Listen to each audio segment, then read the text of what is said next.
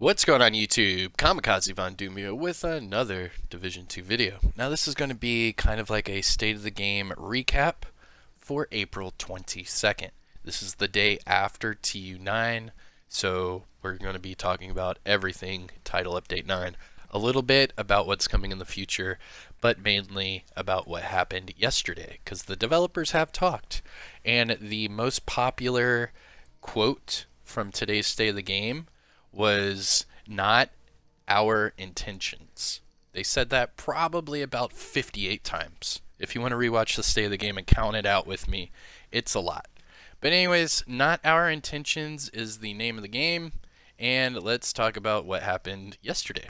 So with Title Update 9, we had that huge stealth nerf, which the developers said that they did not mention in the patch notes. They did not mention, they just said, yeah, it's overpowered, but they did not mention that it was actually going to be nerfed like this. They said that that was not their intentions, not our intentions, key phrase. And what it was is that this has been on their bucket list for a long time to nerf. They said that it's been overpowered since day one, and that ever since they nerfed the Eagle Bearer and the shotgun builds, that it made it a little bit easier for them to see how insanely powered the M1A was. Now, the big thing about this is that they are reverting all of the nerf. So the M1A nerfs will be reverted. You are going to get your M1A back. I hope you guys are happy to hear that. So what's going to happen is they said it's going to happen pretty soon. And they said they're going to revert the nerf, so that 40% nerf will go bye-bye. And what they said instead is they are going to keep it the way it is for PvE, and then for PvP is what they're going to do is an additional nerf for 20%. So for all you PvPers out there, yes, they are bringing the M1A back, but it's going to be nerfed at 20%, not 40%. So I think yesterday I saw Lyrical Fighter use the M1A and it took like 4 headshots to kill a player. So expect that to go back down to like 2 headshots. So that's the M1A. They are going to revert the nerf, and they are going to do a new nerf, but it's only going to be for PvP only. So just remember that. So that is your M1A. Next topic they wanted to talk about was the send-off. Now the send-off is that named KSG shotgun. I believe you got it from the technician field research, if I'm not mistaken. I can't really remember right now. But anyways, so the send-off was a blueprint named KSG shotgun. And with year 2, they did away with all holstered talents. So the problem, again, not our intentions, is that if you crafted this shotgun today, you could still get the holstered talent perfectly rooted. Now the problem with that is that rooted is not even in the game anymore because it was a holstered talent.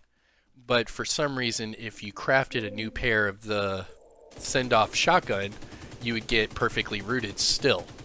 That was not their intentions. They wanted that out of the game completely. And they said instead of having perfectly rooted, what they did with that shotgun is they increased the range. So I don't know if that made it better, worse, but it is what it is. So that's the send-off, and we've talked about the M1A. So now let's talk about what's coming up. Now, well, actually, hold on. Before we talk about what's coming up, let's finish about yesterday. True Patriot. So True Patriot got a huge nerf for the healing. Now what they said is that you can still spec all into incoming repairs, and you can still use True Patriot as you did before. The only difference is you're not going to be healing yourself nearly as much.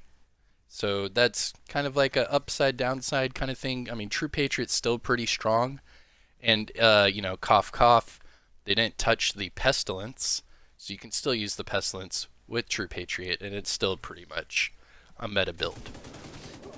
Now, they did kind of laugh about how the Eagle Bearer is now going to be one of the most popular weapons again because everyone can upgrade or reconfigure their level 30 to level 40.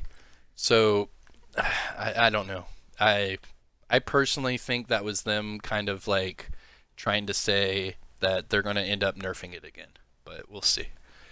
Fingers crossed they don't mess up the Eagle Bearer again, because it is pretty fun now with TU9.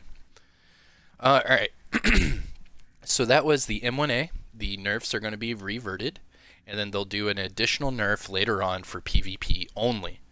The send-off was never intended to have perfectly rooted as of year 2, so they changed that and they gave you a lot more range. That's pretty cool, I guess.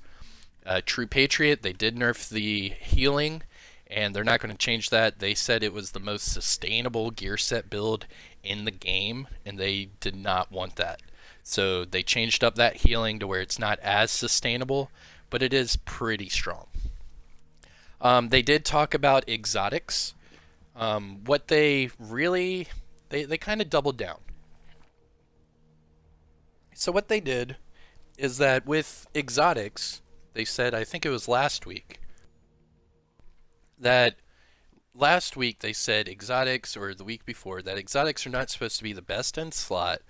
They're not supposed to feel like the best thing in the game, that they're only supposed to change up the player's style and get you to play in different ways. Today they kind of doubled down on that. They said that exotics are not meant to be best in slot, that what it is if a player can adapt and play to the advantage of the exotic talent for that weapon, then yes, it will become a really huge contender. Which, I mean, I kind of agree with, but I don't know. Every game I've ever played that had exotics, you always wanted the exotics. I mean, who remembers the Galahorn back in Destiny, the first Destiny? I mean, that thing was the most sought after, and it was amazing. I mean, it just kind of struck a weird chord with them saying, you know, exotics are not supposed to be best in slot, because I thought those were forever going to be like the most sought after, like unicorn weapon, you know what I mean, where, you know, once you get it, you can use it because you earned it. Kind of like the Eagle Bear. You get it because you earned it, and then it should be pretty strong. But the strongest, I don't know. That's a different conversation. Okay, so now let's talk about the future. The future is, they even put a date on it, which is crazy. The new raid. The new raid will be coming out, they said, around June. Now, they didn't want to harp on a certain date, but one of the developers, I forget his name, said it was going to be during spring. Now, let me Google spring. I'm pretty sure it's from March to June, and then they said they're aiming for June, so I'm guessing like the end of spring, like the very end of spring. Let's see here. So spring is March, April, May. Summer starts in June.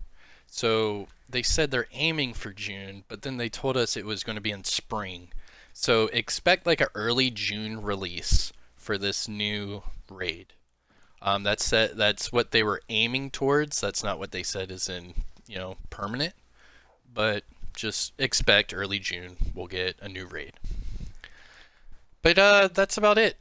So the M1A is going to get reworked. The nerfs are all going to get reverted, so you'll have your M1A back. For PvP, it's going to be a little bit stronger than it is right now, so don't worry about that. And the send-off was changed for the better, not the worst.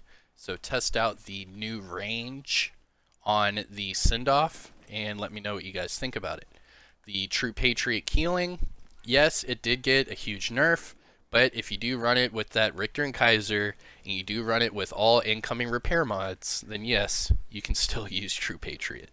And it's max, especially with the Pestilence. But alright, that was your little recap for today's State of the Game. I am Kamikazevondoom. You guys watch me do my little open world farming. But yeah, I'll catch you guys in the next one. Peace.